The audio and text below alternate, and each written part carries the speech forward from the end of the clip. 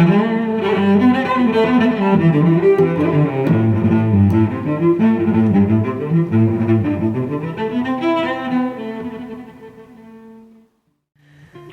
guys, did you know that your bolt pattern is 5 by 5.5 and your center bore is 108 millimeters or 4¼ inches? Did you know that if you're having fuel problems, you can actually check behind your driver's taillight and you can see that there's a connection back there? There's a pink and black wire, and if you see corrosion on it, it's probably the problem.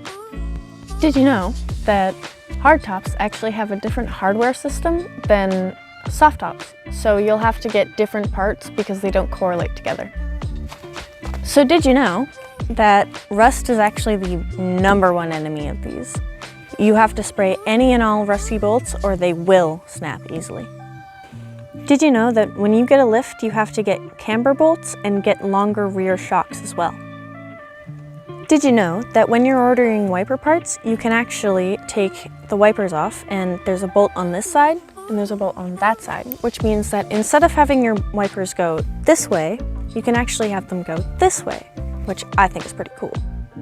Did you know that trackers came in a tin top, a convertible 2-door, and a 4-door?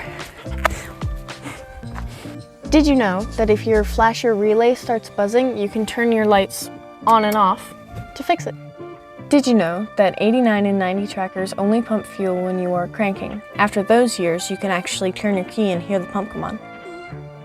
Did you know that in 1989, Canadian factories made 6,100 trackers? Did you know that 8,553 X90s were made in total? These little things. Did you know that a 1.68 valve makes 80 horsepower? Did you know that that thing and this thing are actually pretty much the same vehicle except for the body and the mods?